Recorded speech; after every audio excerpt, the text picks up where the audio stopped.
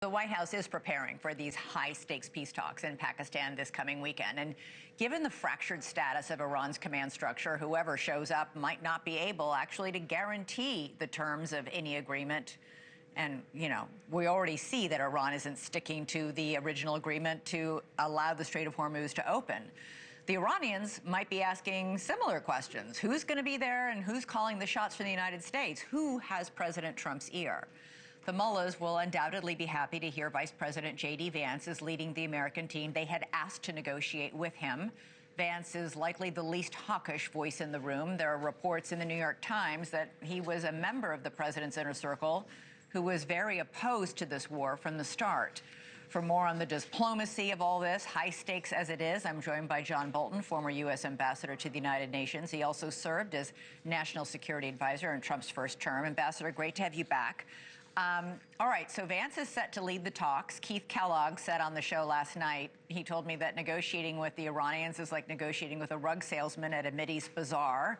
Do you agree? Are Vance, Witkoff, and Kushner up to the job? Well, I would have Secretary of State Marco Rubio lead the U.S. delegation. That's his job, actually. I think it's a big mistake to send out the vice president to meet some unknown Iranian, maybe the Speaker of their parliament. Vance is, by definition, the next thing below the president, and the stakes make that are there are made much higher by his presence. Rubio's a cabinet officer; it's his job. I think that makes more sense, and I think, in particular, you don't let your adversary pick who your negotiating team is.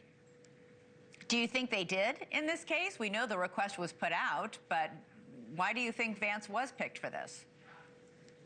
Well, they also said they didn't want Witkoff and Kushner, so there's at least some consolation that they'll be there with Vance. But again, we pick our negotiating team. I mean, they don't control the Strait of Hormuz, and we pick our negotiating team. This is sort of basic.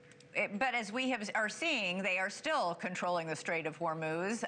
They've set up a toll booth. They're charging a lot of money. They're tightly controlling who goes through. Everybody who goes through has to go on a designated route that has them hugging the Iranian coastline. We just heard Secretary Esper say this, but people have been saying this from the very start of the announcement of this ceasefire. Iran cannot be allowed to continue to control the Strait of Hormuz. Well, I don't think you can trust this regime as far as you can throw it. They'll agree to almost anything and then ignore it. I really think the only way to demonstrate that they don't control the strait is to take it away from them militarily. Because if this was resolved by diplomacy, and I doubt that it will be, what happens the next time Iran closes the strait? The Saudis, the Emiratis, all the Gulf Arabs are there saying, we're not happy to suffer under Iran as a hegemon. It's been a principle of American foreign policy since World War II that no power, no outside power, no power in the Gulf controls access to all the oil. That's what the Iranians are claiming, and it is utterly unacceptable. Iran is also saying it's not even going to show up on Saturday unless there's a ceasefire in Lebanon. Netanyahu is saying we'll talk next week about some sort of ceasefire, but in the meantime, they're bombing and issuing evacuation orders in Beirut. Are the Iranians posturing, or might they not even show?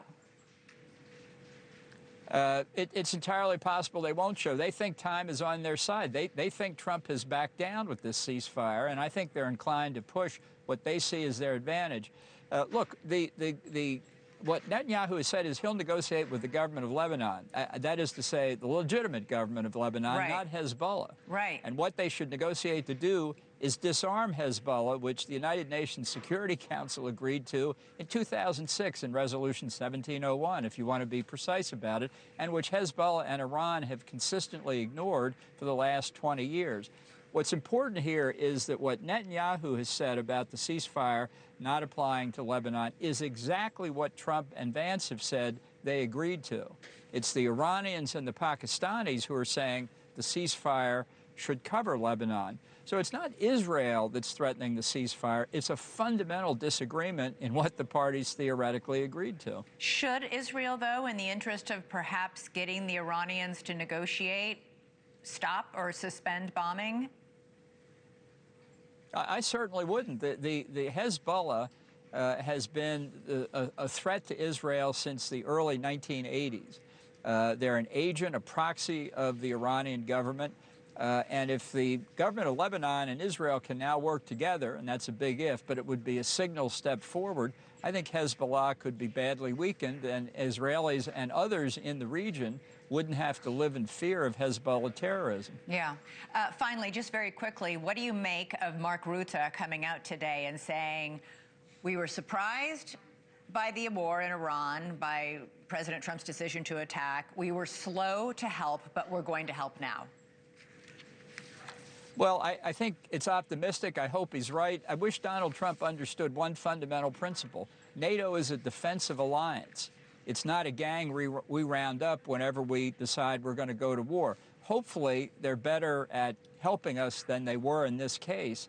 But as a defensive alliance, they're not responsible for what we do. They weren't responsible for what we did in Vietnam or Korea during the Korean War.